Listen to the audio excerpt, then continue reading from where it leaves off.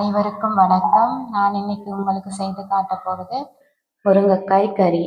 எவ்வளோ ஈஸியாக செய்கிறதுங்கிறத நான் உங்களுக்கு சொல்லித்தரப்போகிறேன். டேஸ்டியாகவும் ஈஸியாகவும் செய்கிறது எப்படிங்கிறது. இந்த சேனலை சப்ஸ்கிரைப் பண்ணாதவங்க சப்ஸ்கிரைப் பண்ணிக்கோங்க.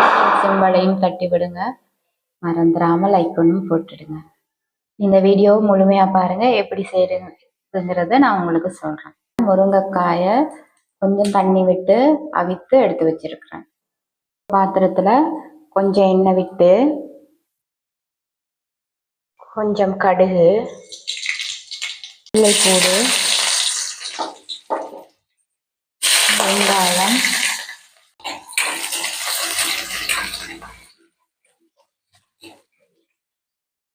தக்காளி, கறிவேப்பிலை எல்லாம் வதங்க விடுங்க. இந்த வீடியோவை முழுமையாக பார்த்தீங்கன்னா தான் நான் என்ன செய்ய போறேங்கிறது உங்களுக்கு புரியும். அளவு நல்லா வதங்கணும். கொஞ்சமாக தேங்காய் பூ கொஞ்சம் போட்டு விடுங்க. அப்படி இப்படி செய்யும் போது நல்ல வாசனையாக இருக்கும், நல்லா டேஸ்டாகவும் நல்ல கிரேவியாகவும் இருக்கும். ஆஃப் பண்ணிட்டு நாங்கள் இதை மிக்சியில் அரைச்சிட்டு வந்துடலாம். பாருங்க, இந்த அளவு அரைச்சிட்டு வந்துட்டேன். நாங்கள் சமைக்க போகிற பாத்திரத்தை அதில் கொஞ்சம் எண்ணெய் விட்டு கடுகு, வெங்காயம், வெள்ளைப்பூடு, ரம்பை, கருவேப்பிலை நல்லா பொரிய விட்டு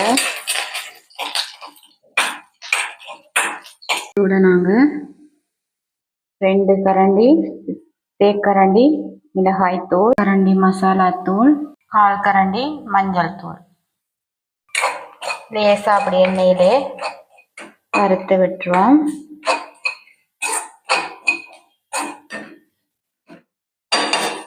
இந்த முருங்கைக்காய் சேர்த்துடலாம். அவிச்சு வச்சிருக்க முருங்கைக்காய் லேசா மேலே எண்ணெய் கொஞ்சம் விட்டுருங்க. இதோட இந்த அரைச்சி வச்சிருக்க பேஸ்ட்டை சேர்த்துடலாம்.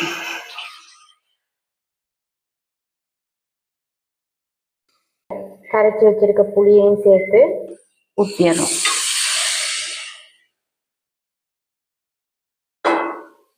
இது நல்லா வேகும். பாருங்க எந்த அளவு வெந்து வருதுன்னு. நாங்கள் தேங்காய் பால் சேர்த்துக்கிறோம். உப்பு சேர்த்துக்கிறோங்க. இப்போ நான் தேங்காய் பால் சேர்த்துக்கிறேன். பாருங்க, முருங்கைக்காய் கறி ரெடி ஆயிட்டு.